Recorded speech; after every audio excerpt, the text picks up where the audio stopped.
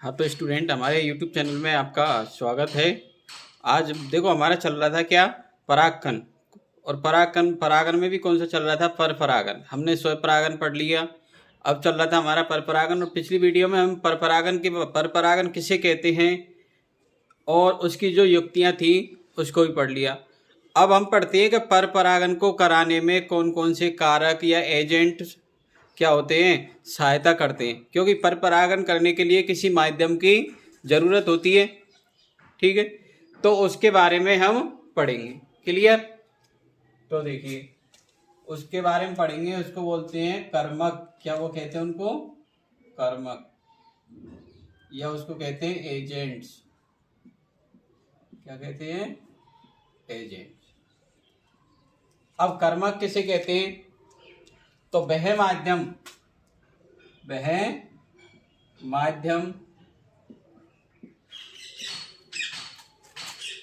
माध्यम या वह साधन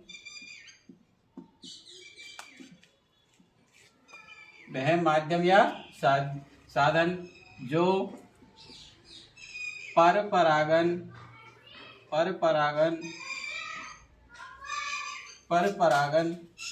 कराने में सहायता करते हैं उन्हें क्या कहते हैं? कर्मक कहते हैं। उन्हें क्या कहते हैं? कर्मक कहते हैं। ओके।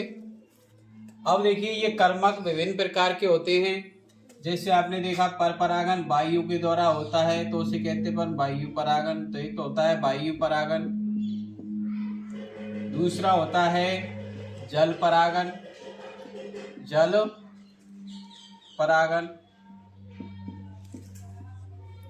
और तीसरा होता है जंतु परागन या जंतु पर परागन। इसको वायु पर परागन भी बोलते हैं, जल पर परागन या जंतु पर परागन कहते हैं। अब हम देखते हैं कि वायु परागन किसे कहते हैं।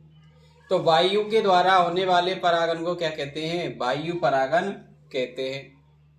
ओके, क्या कहते हैं? वायु परागन कहते हैं। किसके द्वारा? वायु के द्वारा होने वाले परागन को,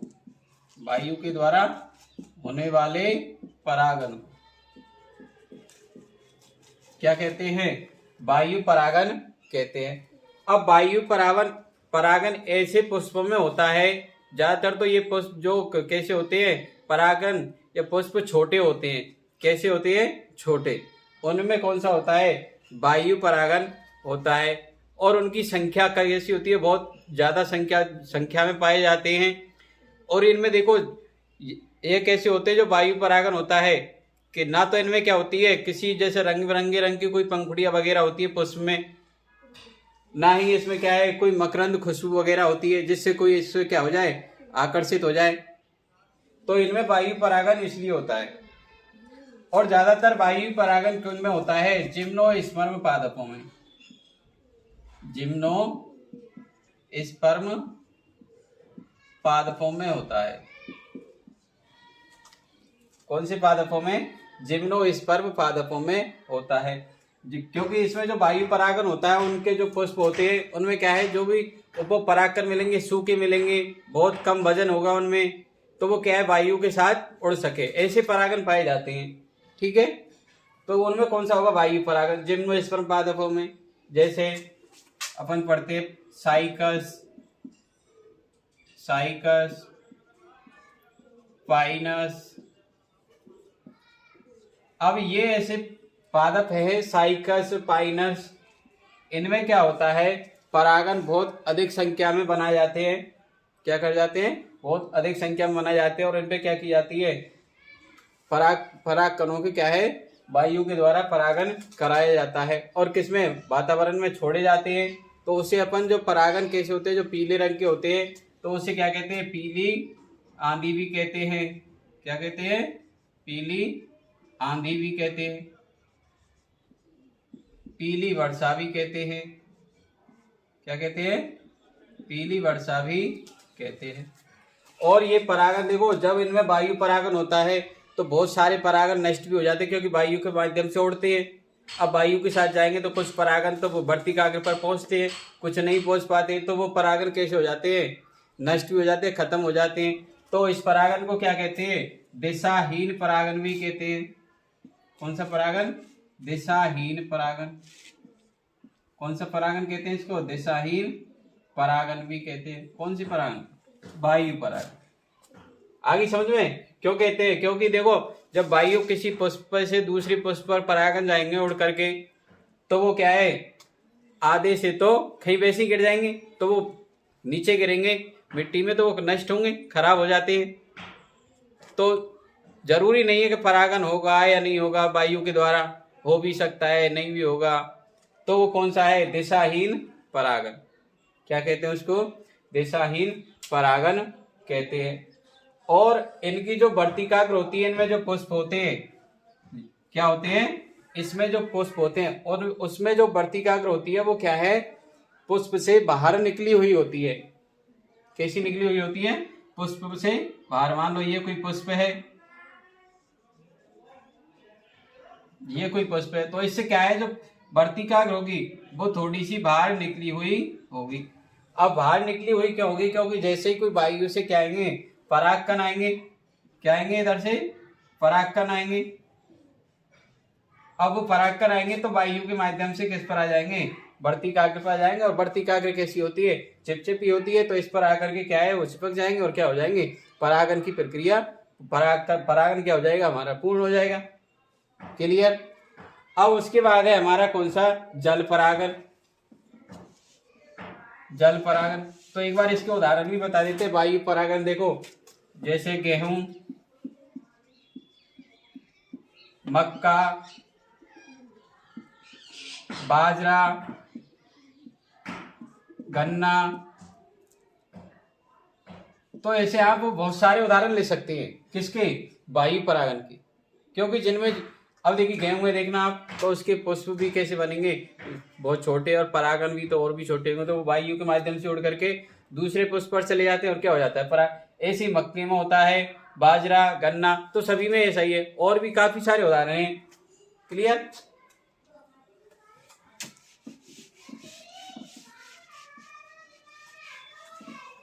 उसके बाद है हमारा जल परागन। कौन सा, जल परागन। तो जल के द्वारा होने वाला परागन, जल के द्वारा होने वाला परागन, जल के द्वारा होने वाले परागन को क्या कहते हैं, जल परागन कहते हैं। अब इसमें जल परागन कैसे होगा, क्योंकि जो भी हमारे जो परागकण होंगे और जो वर्तिकाग्र होगी, वो कहाँ पर, जल की सतह पर क्या हो जाता है, उनका परागन हो जाता है। क्योंकि जल की जो तरंगे होती हैं, अपन कहते हैं उनको लहरें, या जो भी उसमें बहाव आता है, तो थोड़ा बहुत इधर उधर, तो जब क्या है, जो तरंगे जाती है जल की, तो उनके माध्यम से परागकण क्या करते हैं, गति करते हैं, और कहाँ पर पहुंच जाते हैं, जो वर्तिकाग्र पर पहुंच जाते हैं। अब इसमें परागन दो प्रकार का होता है। एक तो होता है अधिजल परागन, अधिजल परागन, और दूसरा होता है अधोजल परागन, अधोजल परागन। क्लियर। अब अधिजल परागन तो उसे कहते हैं जब परागकण जल की सतह पर वर्तिकाग्र पर पहुंचते हैं। किसके माध्यम से, जल की तरंगों के माध्यम से, जल की तरंगों के माध्यम से, ऐसे लिखना, जल की तरंगों के माध्यम से परागकण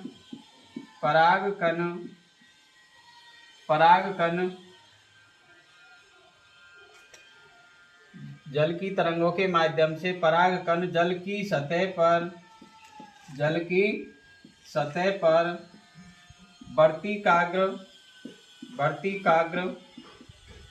वर्तिकाग्र पर पहुंचते हैं, वर्तिकाग्र पर पहुंचते हैं तो उसे क्या कहते हैं? अधिजल परागन कहते हैं। क्या कहते हैं? अधिजल परागन। क्लियर? अब इसमें क्या होता है, मान लो एक हम उदाहरण लेकर के देखते हैं, और वो है हमारा ब्लिसनेरिया। किसका? ब्लिसनेरिया। ब्लिसनेरिया।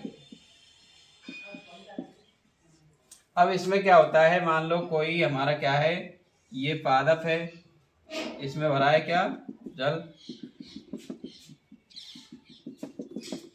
और ब्लिसनेरिया पादप कहाँ पर होता है? जल के अंदर। कहाँ पर होता है? जल के अंदर।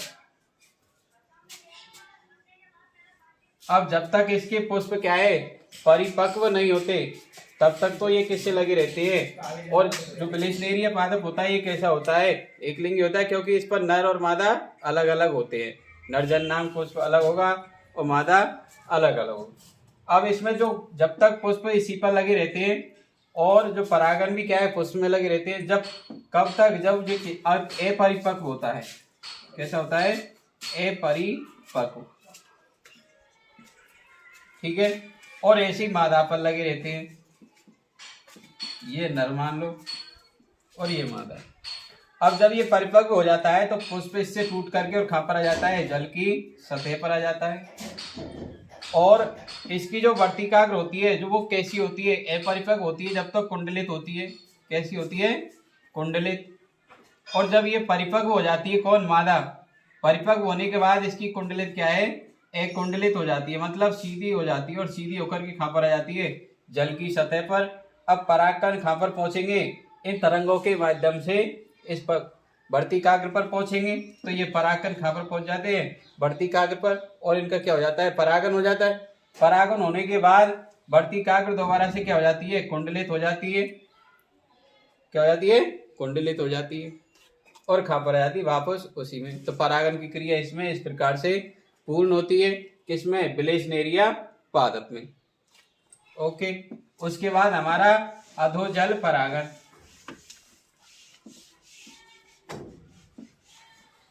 कौन सा परागन? दूसरा था हमारा अधोजल परागन। अब अधोजल परागन, तो इसमें परागन जो परागकण कहाँ पर वर्तिकाग्र में पहुंचेंगे? जल के अंदर। तो जल के अंदर जब परागन जल के अंदर होता है तो उसे क्या कहते हैं? अधोजल परागन कहते हैं। जब परागन कहाँ पर होगा? जल के अंदर होगा, तो उसे क्या कहते हैं? अधोजल परागन कहते हैं। जैसे उदाहरण बताएं आपके लिए, जोस्टेरा,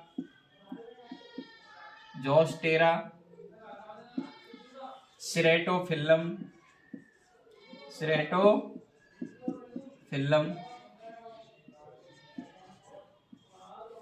तो ये क्या है? अधोजल परागन के उदाहरण। इनमें क्या होगा?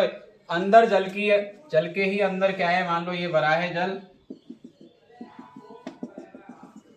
और यहाँ पर क्या है? कोई पादप उत्पन्न हो गया। क्या है? कोई सा पादप है इनमें से।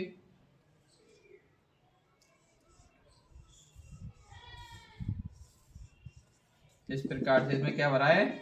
जल भरा है। और जब मान लो परागकण खासे जाएंगे, जो हमारे कौन से है? नर वाले जो परागकण है, अब वो जल के अंदर ही उनका घनत्व ऐसा होता है कि वो जब कहाँ पर रहते हैं? जल के अंदर ही, जो वर्तिकाग्र होती है उसके आसपास ही, पौधों के आसपास ही क्या है? तैरते रहते हैं। और जैसे ही वर्तिकाग्र के संपर्क में आते हैं तो क्या हो जाता है? परागन हो जाता है। इस प्रकार से हमारा कौन सा हुआ? अधोजल परागन कंप्लीट हुआ। क्लियर? तो अधोजल परागन, जब परागन कहाँ पर होता है? जल के अंदर होता है, तो उसे क्या कहते हैं? अधोजल परागन कहते हैं।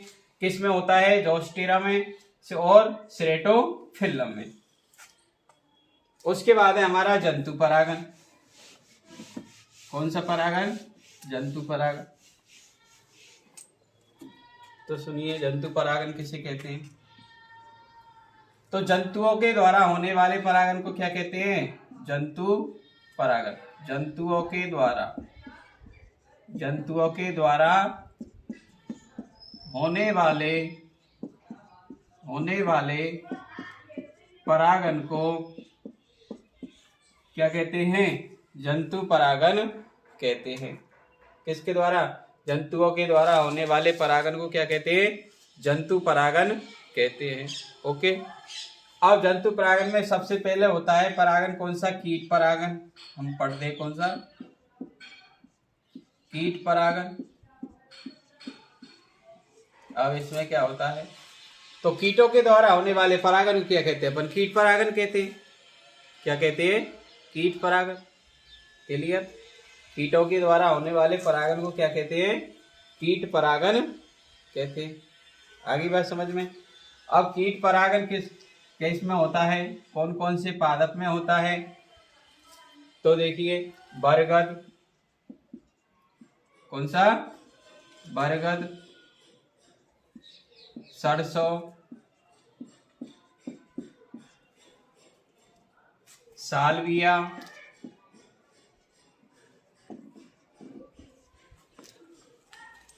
तो इनमें क्या होता है?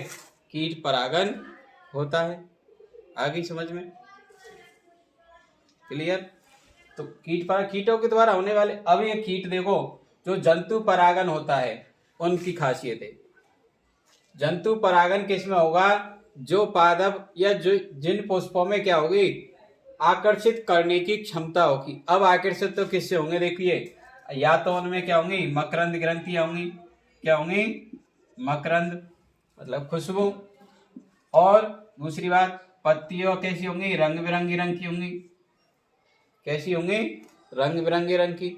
तो तभी क्या हो सकता है? जंतु उन्हीं पर क्या होंगे? आकर्षित होंगे। मकरंद रस चूसने के लिए जाएंगे।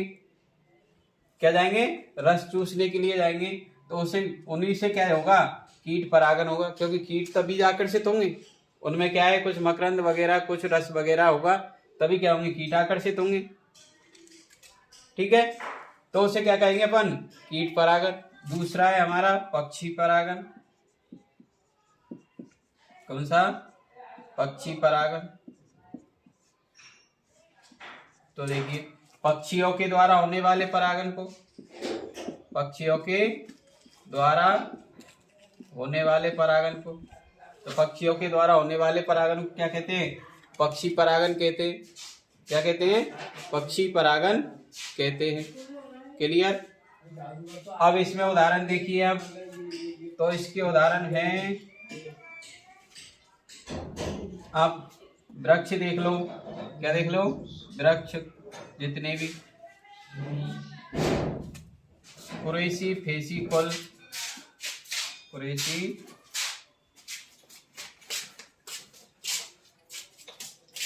तो ये किस में आ जाएंगे? पक्षी परागन। उसके बाद होता है एक चमगादड़ परागन। कौन सा होगा? चमगादड़ परागन। तो चमगादड़ के द्वारा होने वाले परागन को क्या कहते हैं? चमगादड़ परागन। क्योंकि ये क्या करेगी? चमगादड़ ऐसे पुष्पों में परागन होगा चमगादड़ के द्वारा जो कब? रात में खुलते हैं। क्योंकि चमगादड़ रात में क्या करती है? पुष्पों को खाने जाती है। और चमगादड़ के द्वारा कब होगा? रात में ही परागन होगा। क्लियर? जैसे आप पढ़ते हैं कदम। कौन सा? कदम। एक है इसमें बालम, खीरा, कचनार,